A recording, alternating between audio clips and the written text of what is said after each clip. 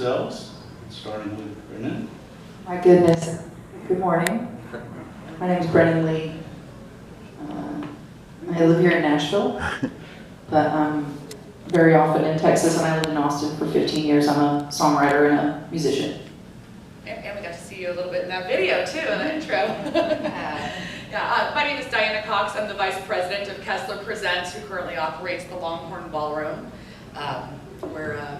We'll talk a little bit more about Kessler Presents later in our involvement with reopening the ballroom, but happy to be here talking about it today. My name is Thomas Chorba. I'm a songwriter and an artist, and I also am the band leader for the Longhorn Ballroom Players, the house band, the Longhorn. It's been a fun deal so far. And I'm Stephanie Duval. I'm the architectural historian, and you'll hear a little bit more from me here in a minute. Nice. I'm an architectural historian. I'm in Houston, Texas, and in 2007, with two colleagues, I founded Texas Dance Hall Preservation. It's a nonprofit, statewide organization, and as the name might suggest, we're in the business of preserving and helping to preserve Texas dance halls. So when Steve called me a few years ago to say that an individual in Dallas was trying to buy a dance hall and needed my help to put it on the National Register of Historic Places so that it would qualify for tax incentives for the rehabilitation of historic buildings, my initial response was, I really hope it's the Longhorn Ballroom, because we'd had our eyes on this building for more than a decade, hoping that someone would be able to bring it back to life. And there have been several false starts, people who had great intentions but just couldn't get it done.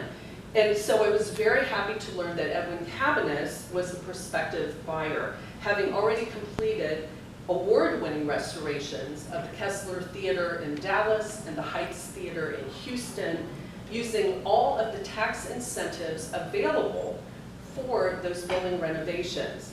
And I signed on to complete the first part of the tax credit application, which establishes the eligibility of the building to be both listed on the National Register of Historic Places and participate in that tax credit program, and then also to go ahead and complete the nomination to the National Register, which is also required for the tax credit program. So here are some highlights of the history of the Longhorn Ballroom that I learned all along the way. Bob Wills, the king of Western Swing, pictured here on the left, with his tour bus and his band outside Kane's Ballroom in Tulsa, Oklahoma, had made a name for himself and his Texas Playboys there. That was his home base from 1934 until December 1942, when he joined the Army to serve in World War II. After being discharged in July 1943, he relocated his base of operations to California and began appearing regularly at the Mission Beach Ballroom in San Diego. And that's really where his signature take on Western Swing really came together. Steve? In 1947, he moved north to Fresno, California, bought the Aragon Ballroom in Sacramento, renamed it Wills Point, and added an amusement park, a swimming pool, and apartments for his band members and their families. But they were touring all the time, and he couldn't really establish a home base there like he had at Kane's. In 1949, he moved back to Oklahoma City.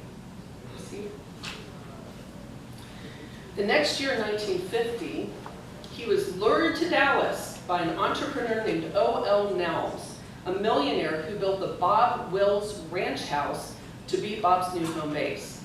Also on the property is a second building, which looks like a motel, but was never used for that purpose, and we believe, based on what we know about Wills Point, that that had been intended to be apartments for the band. The ballroom included a huge dance floor surrounded by a dining area. You can see a little bit of that on the left up there, and a 45-foot long bar that was inlaid with nearly 1,000 silver dollars. Those, the silver dollars you no longer there. It also included a completely outfitted and staffed nursery so the parents could bring their kids and then let them sleep while mom and dad dined, drank, and danced. And that is really a very upscale version of what you find happening in dance halls all across Texas historically. Mom and dad would bring the kids and make a pallet for them on a bench or under a table, and the kids would sleep. Bring it back. So the ballroom also included 6 stalls for Bob's quarter horses, including Pumpkin, pictured here, who wore special rubber boots so that Bob could ride him on the dance floor or, as you see here, on the stage.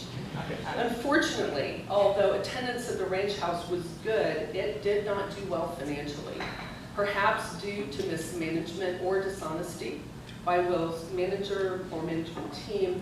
It was, in fact, a legal and financial disaster that Bob was never really recovered from. In order to pay his debts, he had to sell the rights to many of his songs. And in January 1952, he sold his ownership in the ranch house business. Mr. Nelms still owned the property. Steve. The person who bought that business and leased the ranch house for just a few months is shown here on the right. Jack Ruby operated a series of nightclubs in Dallas before shooting and killing Lee Harvey Oswald, following Oswald's assassination of President John F. Kennedy in Dallas in 1963.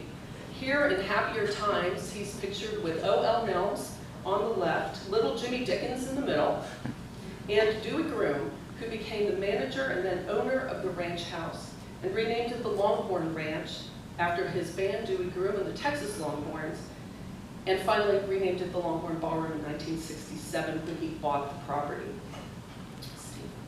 That's the only picture of Jack Ruby I've seen that's not the famous picture of Jack Ruby. I don't think it looks like it either. Under Dewey Groom's leadership from the 1950s through the 1970s, the ballroom hosted a veritable who's who of country western artists, including established musicians, as well as the burgeoning outlaw country movement in Texas. You might know this gentleman, Willie Nelson, in Dewey Groom's office at the Longhorn with Dewey and his wife Quinlan. Also appearing at the Longhorn, Waylon Jennings, Jerry Jeff Walker, Ronnie Millsap, Tammy Wynette, George Jones, Loretta Lynn, Merle Haggard. Everybody played at the Longhorn. Apparently the highest attendance record was held by Charlie Pride. And that leads us to talk a little bit about how the Longhorn Ballroom actively sought to serve Dallas's African American community, presenting jazz, soul, and R&B both before and after segregation. This is Nat King Cole performing at the Longhorn in 1954.